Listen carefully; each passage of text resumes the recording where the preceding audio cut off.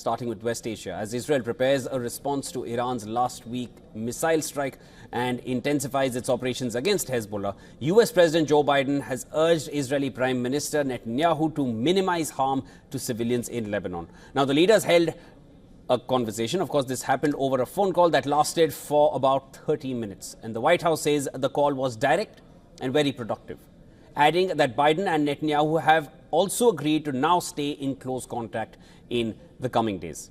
The current phone call took place almost after 7 weeks. The US has asserted that they cannot and will not see Lebanon turn into another Gaza. And this, even as President Biden reaffirmed Israel's right to defend itself. And this call was their first in nearly 2 months. And it came amid mounting pressure from Washington for Israel to not strike Iran's oil or Iran's nuclear facilities. Israeli Defense Minister Yoav Gallant, meanwhile, promised that an Israeli strike against Iran will be lethal, it will be precise, and it will be surprising. Gallant was due to discuss Israel's response in Washington on Wednesday before the last-minute postponement of his visit by Netanyahu. After the Biden-Netanyahu call ended, Gallant issued a video statement describing Iran's October 1st missile attack as a failure. The defense minister warned that whoever attacks Israel will be hurt and will pay a price.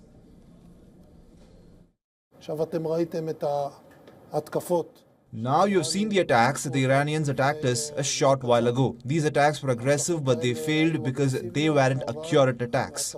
Just as we have been doing until now in the war on all other fronts, whoever attacks us will be hurt and will pay a price. Our attack will be deadly, precise, and above all surprising.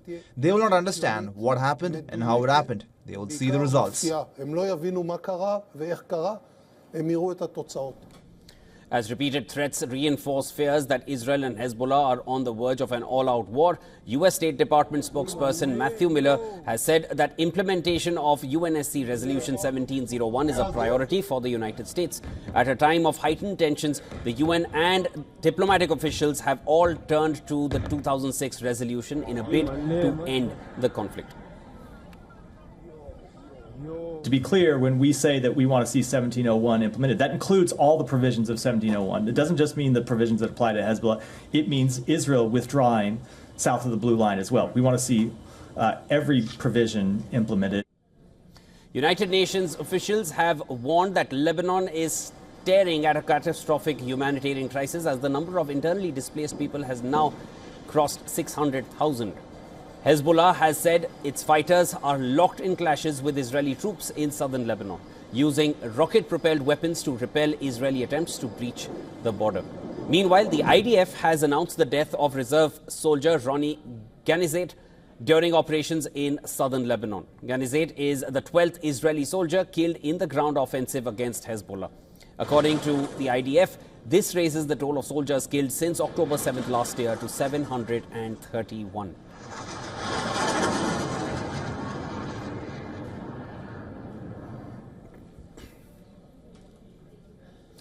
All right, to get us a better understanding of the actual situation on ground, our correspondent Jody Cohen is joining me live from Ranana, Israel. Hi, Jody. Does it seem like Biden and Netanyahu are on the same page now? Because they've agreed to be in close contact after this recent phone call, which happened almost after 50 days. What were your takeaways from the reactions that have come from both sides over the phone call? Hi, Siobhan. Yes, so this call was supposed to be about discussing Israel's response to Iran's missile attack and also about the fighting against Iranian proxies Hamas and Hezbollah. But the White House readout of the call didn't give many details about what was said about Iran. It just said that President Biden affirmed his commitments to Israel's security and condemned Iran's attack. Now, we know that President Biden has said that he's against Israel targeting Iran's oil or nuclear program, even though there are concerns that Iran's nuclear program exceeds civilian purposes. Now, Yoav Gallant, Israel's defense minister, said that when Israel strikes Iran, it won't understand what happened or how. There's no indication also about what Israel might do. Some commentators are suggesting that Israel could target Iran's nuclear or oil or military sites or perhaps the leadership of the IRGC. There's also no indication about the timing of when this might happen, and they don't want to give warning, obviously. President Biden has said he would remain in close contact, as you said, with Prime Minister Netanyahu, and that their national security teams would remain in close contact over the coming days. Jody, also give us an understanding of the situation on ground, at least on the northern front of Israel.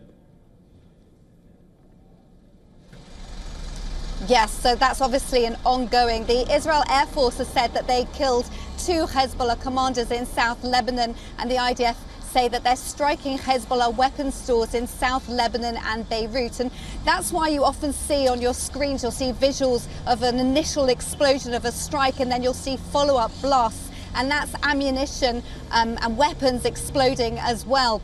The IDF also said that they gave advance warning to civilians to evacuate before striking. Now, on Thursday morning, we're just hearing that there's been a rocket barrage of 40 Hezbollah rockets into northern Israel. It's too early to say what damage has been caused by those. Wednesday afternoon, 2 Israelis were killed while walking their dogs in Kiryat Shmona in the north, and 5 were injured in Haifa, which is Israel's 3rd largest city, and those were from Hezbollah strikes. Now, in the call between Biden and Netanyahu, Biden affirmed Israel's right to defend its citizens against Hezbollah, while stressing the need, as you said, to minimise civilian casualties, and also for a diplomatic agreement between Israel and Hezbollah so that citizens on both sides of the border can return to their homes. And interestingly, Netanyahu's office has also just confirmed that last week he spoke with President Trump, and Trump congratulated Netanyahu on what Trump called the intense and determined operations against Hezbollah. All right, Jody, thanks for getting us the latest on that front. That was our correspondent Jody Cohen getting us the latest from Ra'anana, Israel.